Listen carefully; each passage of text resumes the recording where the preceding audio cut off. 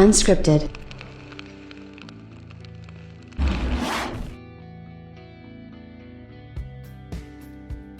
You know, the funny thing to me about YouTube is how night and day it can be, right? Like, somebody will say something, and like I'll call them out on it, and they'll act like, you know, that somebody that they don't watch on YouTube hasn't done the exact same thing, or, you know what I'm saying? Like, we all screw up and we all mess up, but I think owning up to those screw ups is something that really kind of sets apart, like, creators and stuff like that. And I like to set that apart for myself as well, as I have no problem being wrong.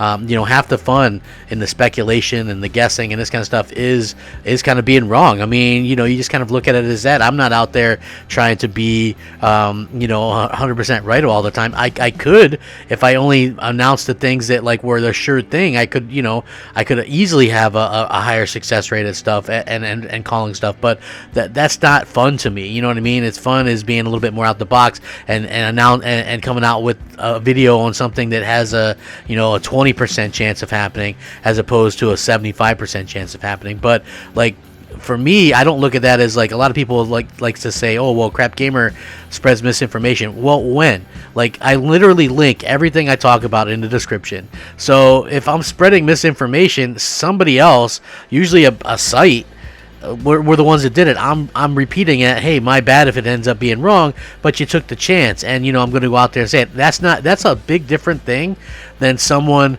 pretending to know what they're talking about in terms of technology and saying one thing over another, right? That's not using a site. That's them actually spreading misinformation as opposed to having misinformation cast upon them used for a video. So I look at that as a completely different type of situations. It's kind of funny to me when that kind of happens, and we see it does happen quite a bit, but it's like I never tried to be a tech expert or claim to be a tech expert, you know, and you know, I did learn and I do continue to learn about this kind of stuff, but at the end of the day, it's just one of those things that really kind of depends on the person, and really kind of just depends on what you're interested in as a gamer. Like for me personally, I think that it's fun to kind of talk about this kind of stuff, but this was something that really harkens back to over the past year, where we kept hearing how the PlayStation 5 wouldn't be able to do this, or the PlayStation 5 would have crappy backwards compatibility. You notice how people kind of shut up about that. Like, there were some of the people that originally thought that the PlayStation 5 would only have 100 games. Believe it or not, some pretty popular YouTubers thought that, and their own record is saying that. Did they ever apologize for that? I highly doubt it. You know what I mean? Because some of these people have like this cult-like following. And when it comes to Xbox, like a lot of people ask me, well, how come CG? How come a lot of these Xbox channels do a lot better than you, or than this person or that person?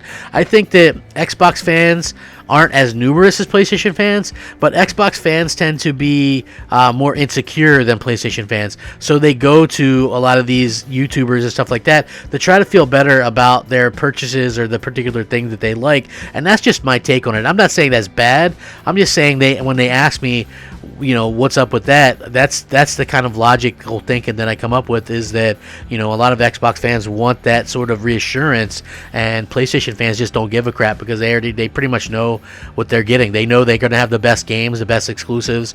They know that the PlayStation 5 is doing amazing things, and, you know, it kind of is what it is from the rest. But let's get started with this, shall we? What's up, everybody? Crapgamer here with Crapgamer Reviews, back with another video. You know, I really do appreciate it, and, you know, I really do appreciate each and every one of you. If you're looking for a way to support my little crummy channel, the best way to do that, a simple like. It means a lot to me, and, you know, it's free for you guys to do, and, you know, just something that I really do appreciate. I put a lot of time and effort into these videos, and just, you know, would be nice. Shout out to all the old subscribers, new subscribers, and everybody in between. And, you know, again, I absolutely love and respect each and every one of you. You guys have been fantastic. I really hope that you find your Xboxes or your PlayStations, and, you know, I do hope that you continue to, you know, do well. So thank you guys very much. Now, when you think about you know, PlayStation 5 and what it was able to do, remember how people thought that you would need, you know, specific things for boost modes and stuff like that for PlayStation 4 games to run or look better on the PlayStation 5? I can remember that being kind of all the rage, and everybody was talking about that and said that, you know, you'll need this or that or some other thing. And, you know, maybe some of that was miscommunication by Sony, but Digital Foundry actually ran Ghost of Tsushima 60 frames per second boost on the PS5, which is a simple thing but super effective as well. And again, Xbox fans are unhappy about this for some reason. Like, I don't understand how that could be, such a bad thing. Like, listen, if Xbox is doing something good, then great. But at the same time, if PlayStation is doing something fantastic, then why not give it props for a change? Like, I don't understand it. Listen, the day that Xbox comes out with something great, a great game or something, I just feel like that I'll be there to say that, and and I have no problem with that, right? If Fable is good in a few years, great. If Halo Infinite turns out to be great. I thought that that the Hive Busters was really good DLC from Microsoft, right? And I said so. I have no problem talking up something Xbox if they actually do something good. When it comes to me, that's what I've been asking for. Is the content as being the most important thing, and so it is a little bit disheartening to see when we keep seeing one of these things where something's not there, and I do want to continue to see everything kind of grow and everything to kind of to do better. I want to see these games do better, and I want to see these companies do better, and it's important that they do. But again, this is the PlayStation 5 proven once again that it can do beyond what Xbox fanboys thought, beyond what Xbox and Microsoft thought. So yeah, very interesting stuff. The tech heads at Digital Foundry have taken time to examine Ghost of Tsushima on the PlayStation 5. Now, the PS4 exclusive doesn't have a full quote-unquote upgrade on Sony's current-gen system, but a relatively simple performance boost gives it a serious edge, as detailed in the video, which I will link this in the description below, like I do everything. Seriously. I can't even begin to think back to when I started linking literally everything, even the minor things. Sometimes it's 2 or 3 different stories, but they're all linked.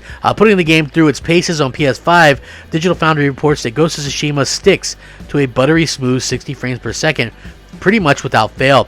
This is compared to the title being capped at 30 frames per second on the PS4 and PS4 Pro. Perhaps the most interesting part of this is the game didn't receive a specific PS5 update. Instead, the title just detects that it's running on a PlayStation 5 and unlocks the frame rate automatically, taking advantage of the console's additional power.